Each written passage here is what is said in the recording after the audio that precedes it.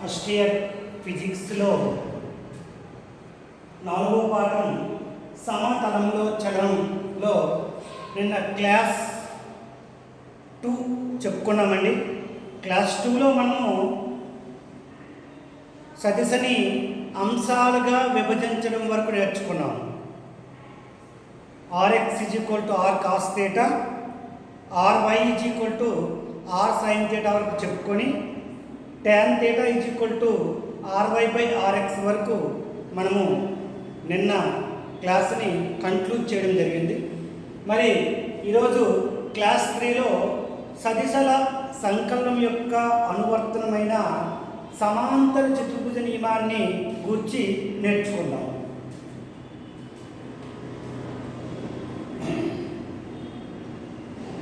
సమాంతర చతుర్భుజ నియమం.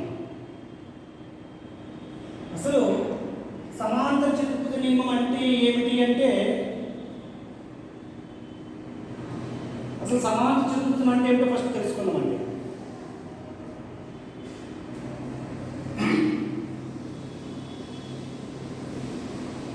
ఎదురెదురు భుజాలు సమానంగా ఉండి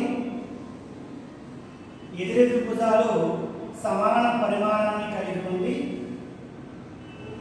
ఏ రెండు ఆసన్న భుజాల మధ్య కోణమైన 90 డిగ్రీలుగా లేకుంటే అది సమాంతర చతుర్భుజం. ఎదురెదురు భుజాలు సమానంగా ఉండి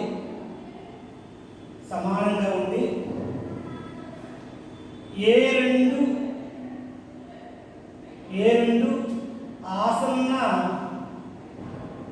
రెండు ఆసన్న భుజాల మధ్య కోణం అయిన 90 డిగ్రీలు కాకపోతే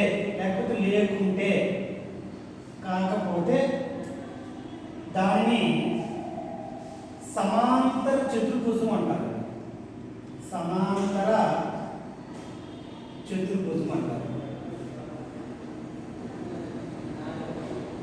చతురస్రానికి 4 భుజాలు సమానము, ఆసన్న భుజాల మధ్య కోణము 90 డిగ్రీలు. దీర్ఘ చతురస్రానికి అయితే ఎదురెదురు భుజాలు సమానము, ఏ రెండు ఆసన్న భుజాల మధ్య కోణమైన 90 డిగ్రీలుగా ఉంటుంది. ఇక్కడ సమాంతర చతుర్భుజానికి ఎదురెదురు భుజాలు సమానంగా ఉంటాయి, కానీ ఆసన్న భుజాల మధ్య కోణం 90 డిగ్రీలుగా ఉండదు. దీర్ఘ చతురస్రము సమాంతర చతుర్భుజానికి ఒకటే భేదము. దీర్ఘ చతురస్రంలో అయితే ఆసన్న భుజాల మధ్య కోణం 90 డిగ్రీలు ఉంటుంది. సమాంతర చతుర్భుజంలో అయితే ఆసన్న భుజాల మధ్య కోణం 90 డిగ్రీలుగా ఉండదు. ఇది మరి సమాంతర చతుర్భుజ నియమము ఇప్పుడు తెలుసుకుందాం. ఏంటి?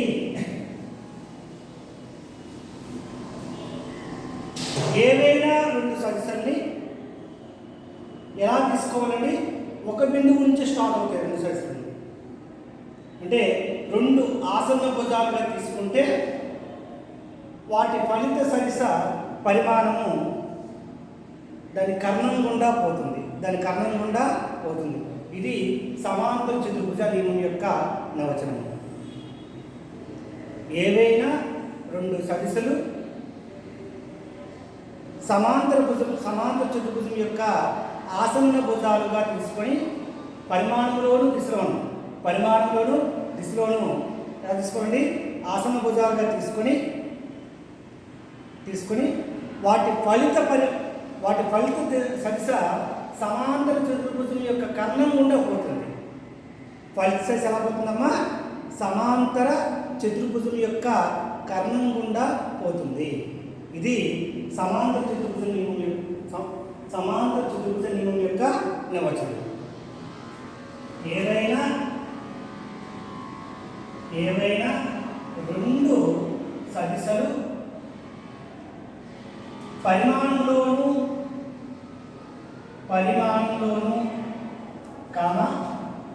దిశలోను సమాంతర చతుర్భుజం యొక్క సమాంతర చతుర్భుజంలో ఆసన్న భుజాలుగా తీసుకుంటే ఆసన్న భుజాలుగా తీసుకుంటే వాని ఫలిత సదిశ పరిమాణము వాని ఫలిత సదిశ కర్ణం గుండా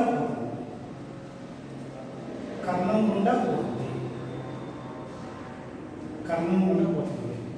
ఇది అంటే ఆసన్న భుజాలు రెండు ఉంటే కర్ణం అనేది ఫలితం అవుతుంది అన్నమాట. దాని ప్రకారంగా చూద్దామండి. ఇప్పుడు ఇది ఒక బిందువు అండి.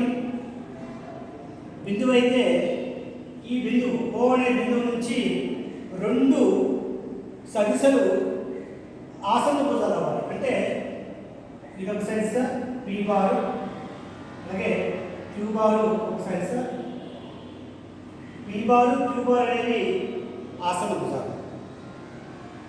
పి బార్ క్యూ బార్లు ఆసన్న భుజాలు.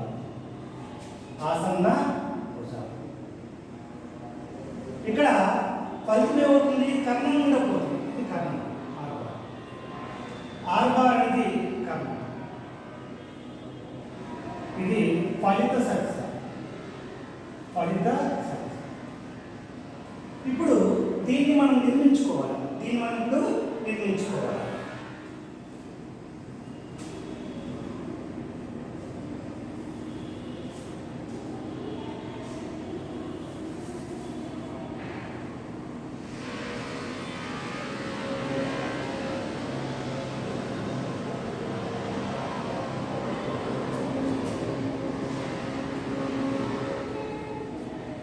ఓఏ పి బార్ అండి, ఓబి క్యూ బార్, ఓసి అనేది ఆర్ బార్.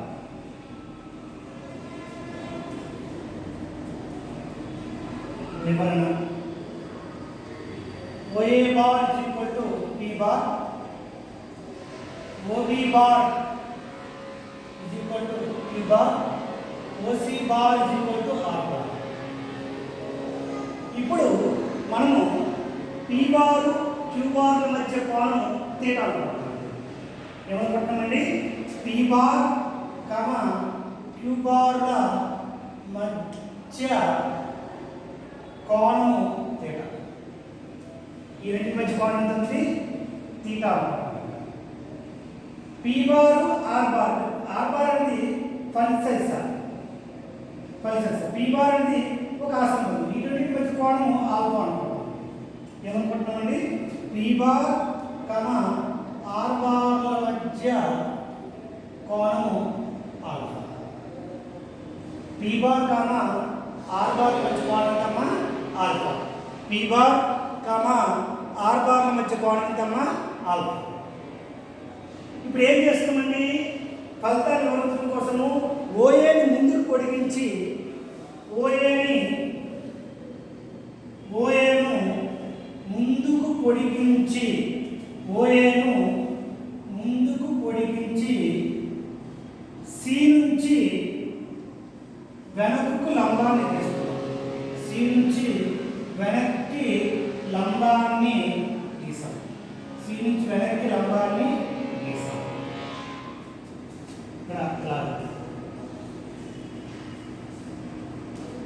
ఓఏని ముందుకు పొడిగించి సి నుంచి వెనక్కి లంబాన్ని గీసాము.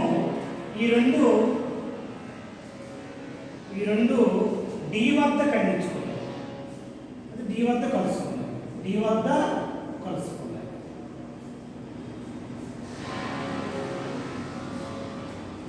ఇప్పుడు మనం ఏం కట్టాలి? ఓసీ కట్టాలి. ఇక్కడ ఓసీ బ్లూ కట్టాలి. ఇప్పుడు ఓసీ బ్లూ కట్టాలంటే మనకి ఇది సి అండి, ఇది ఓ, ఇది డి అనుకుంటే ఇది ఆర్ బార్. ఓకేనమ్మా? ఈ రెండు మధ్య కోణము ఓసీకి ఓడికి మధ్య కోణం ఆల్ఫా. ఇప్పుడు లంబకోణ త్రిభుజం. ఈ ఇదే త్రిభుజం అండి, ఒక లంబకోణ త్రిభుజం. ఈ లంబకోణ త్రిభుజం ఆధారంగా దీన్ని క్యాలిక్యులేట్ చేయాలి. లంబకోణ త్రిభుజానికి ఇది కర్ణం. లంబకోణ త్రిభుజానికి కర్ణం కావాలంటే పైథాగరస్ శాస్త్రవేత్త ఏం చెప్పాడండి? కర్ణము మీద వర్గం విలువ ఎవరికి సమానము? భుజాల వర్గాల మొత్తానికి సమానము. పైథాగరస్ సిద్ధాంతం ప్రకారం ఏమవుతుందమ్మా? కర్ణము యొక్క వర్గం విలువ భుజాల వర్గాల మొత్తానికి సమానము. అప్పుడు ఏమవుతుంది? కర్ణము స్క్వేర్ భుజము స్క్వేర్ ప్లస్ భుజము స్క్వేర్. కర్ణం అంటే ఏంటి? ఓసి. ఓసి స్క్వేర్ భుజం అంటే ఏంటి? ఓడి. ఇక్కడ ఇంకో భుజం ఎవరండి? సిడి. చూడండి, ఈ త్రిభుజం నుంచి ట్రయాంగిల్ సిఓడి త్రిభుజం నుంచి ఏం చెప్తున్నామండి? కర్ణము వర్గము, కర్ణం అంటే ఓసి, కర్ణము స్క్వేర్ ఈక్వల్ టు భుజము స్క్వేర్ అంటే OD square plus CD square. OD square plus CD square. అప్పుడు ఏమవుతుందంటే ఇక్కడ OC square equal to OD. OD అంటే ఓఏ ప్లస్ ఏడి. ఓడి అంటే OA plus AD square plus CD square. ఇప్పుడు మనము equation number 1 అనుకోవాలి. దీన్ని ఈక్వేషన్ నెంబర్ 1 అని అనుకోవాలి.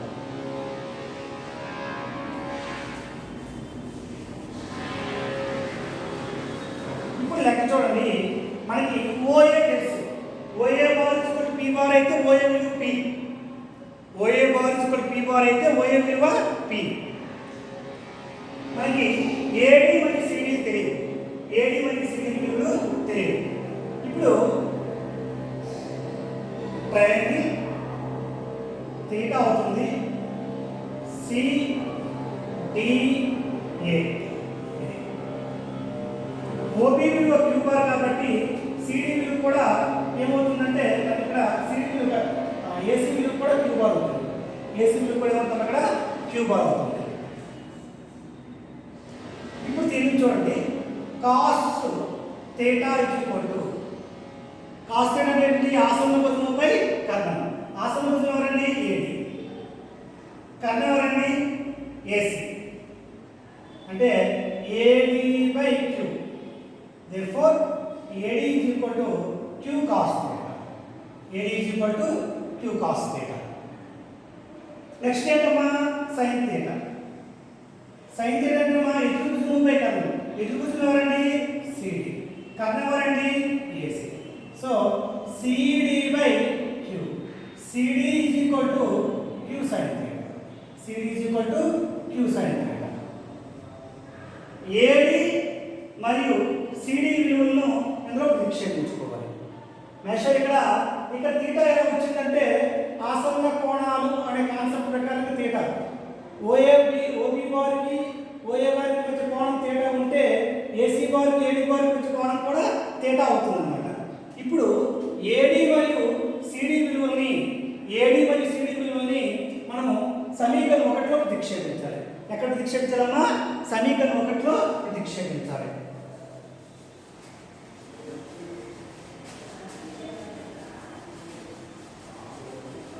మనకి ఈ లెక్క ప్రకారంగా ఓసి అంటే ఎంతమ్మా? R bar. ఓసి బార్ అంటే ఆర్ బార్. ఓసి అంటే R square. R square is equal to OA. OA అంటే OA bar equal P bar. OA అంటే పి ప్లస్ ఏడి. ఏడి అంటే ఎంతమ్మా? Q cos theta. Q cos theta whole square plus CD square. CD అంటే ఎంతమ్మా? Q sine theta. Q sine theta. ఇప్పుడు దీన్ని solve చేస్తే R square equal to P square plus Q square cos square theta plus 2pq cos theta plus Q square sine square theta. Q square sine square theta. Q cos square theta plus Q sine square theta equal to q Q square ఏమవుతుందమ్మా Q square into cos square theta plus sine square theta అంటే Q square అవుతుంది. అప్పుడు ఏం జరుగుతుంది R square is equal to P square plus Q square plus 2pq cos theta 2pq cos theta R is equal to root over P square plus Q square plus 2pq cos theta 2pq cos theta. ఇది ఫలిత సైజ పరిమాణం. ఇక్కడ మనకి త్రికోణమితి వస్తుంది sine square theta plus cos square తెలుసుకుంటే 1 దీని నుంచి కాస్ ఒకసారి గమనించండి R square is equal to P square plus Q square common తీస్తే cos square theta plus sine square theta వస్తుంది. Sine square theta plus cos square theta విలువ 1కి సమానంగా క్యూ స్క్వేర్ మిగిలింది ప్లస్ మిగిలింది 2pq కాస్ థీటా మిగిలింది. దీని ప్రకారంగా R is equal to root over P square plus Q square 2pq cos theta వచ్చింది. ఫలిత సైజ పరిమాణం ఇదేమన్నది ఫలిత సైజ పరిమాణం. ఆర్ని ఏమంటామంటే ఫలిత సైజ పరిమాణం అంటాం. ఇప్పుడు ఫలిత సైజ యొక్క దిశని మనము చూడండి. ఫలిత సదిశ దిశ డైరెక్షన్ ఆఫ్ రిజల్టెంట్ వెక్టర్. మనకి అప్పుడు tan ఆల్ఫా కావాలండి. tan alpha is equal to ఏ చూసుకోండి ఏముంది ఇది ఆల్ఫా ఇది ఆర్ బారు ఇది సి ఇది ఓ ఇది D. tan alpha is equal to CD by OD. tan alpha is equal to CD by OD. CD అంటే మనం చెప్పుకున్నామమ్మా క్యూ సైన్ థీటా. అలాగే ఓడి అంటే ఓ ప్లస్ ఏడి కదా. ఓ ప్లస్ ఏడి ప్రకారంగా P plus Q cos theta. So alpha is equal to tan inverse Q sine theta by P plus Q cos theta. ఇది ఫలిత సైజ యొక్క దిశ, ఇది పరిమాణం. R is equal to root over P square plus Q square plus 2pq cos theta అనేది ఫలిత సైజ యొక్క పరిమాణం అవుతుంది. ఇదైతే ఫలిత సైజ యొక్క దిశ అవుతుంది. మనం వీటిని లెక్కగట్టాము. వీటి మీద మనకి ఇంకా కండిషన్స్ ఉంటాయి, అంటే సందర్భాలు అంటాము.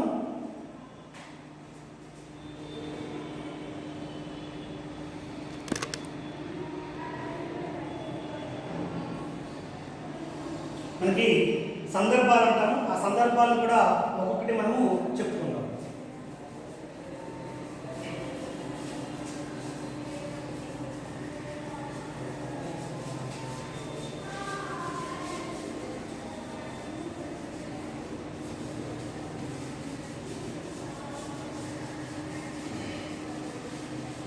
ఏంటి సందర్భాలు? ఒకటి కేస్ 1 θ = 0 డిగ్రీ అయితే అదేటప్పుడు r = p² + q² + 2pq cos θ. θ 0 అయితే cos 0 = 1 కాబట్టి ఏమవుతుంది?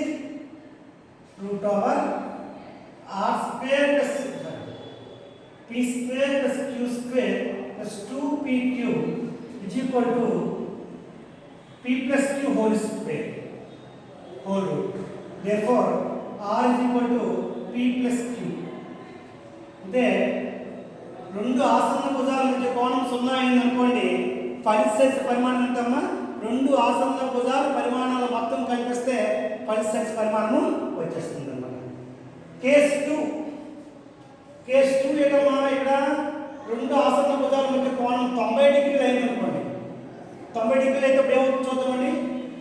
r = √p² + q² + 2pq cos 90 degree. cos 90 అంటే 0 అండి.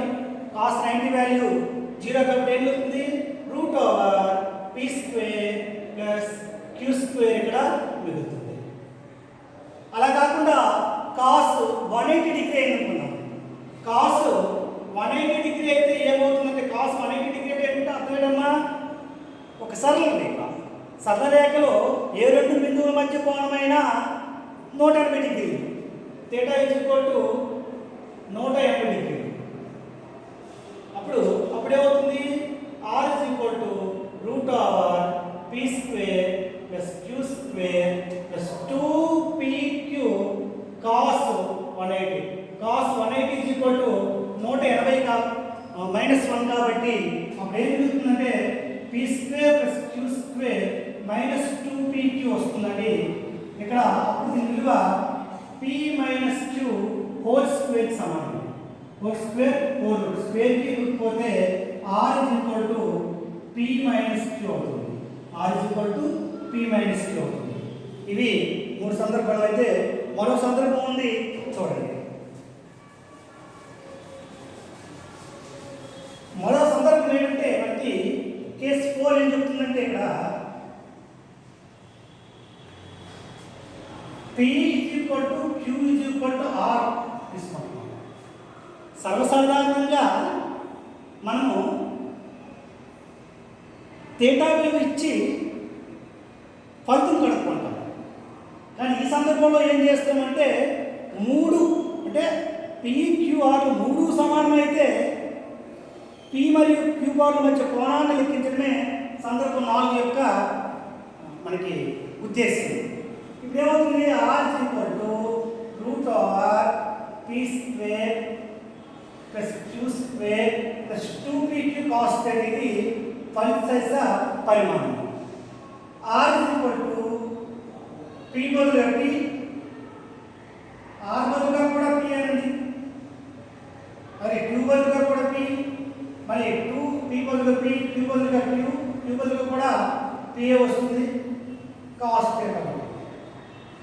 అప్పుడు ఏమవుతుంది?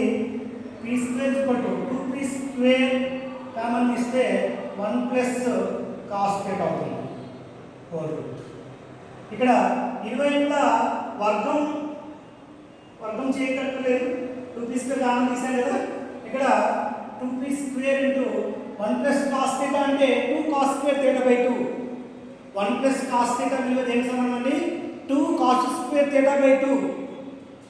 2 cos² θ/2 హోల్ రూట్. ఇది p². ఓకేనమ్మా? ఇప్పుడు చూడండి, సారీ p అంటే స్క్వేర్ కట్టలేదు కదా, p సారీ. ఇక్కడ r బదులు p రాసుకున్నాం కదా. r బదులు p రాసుకున్నాం కాబట్టి గమనించండి ఒకసారి. r బదులుగా p కాబట్టి ఇక్కడ స్క్వేర్ కాదు, p = వస్తుంది. ఇప్పుడు దీన్ని పూర్తి చేయాలి. అక్కడే మనం ఇక్కడ పూర్తి చేయవలసింది.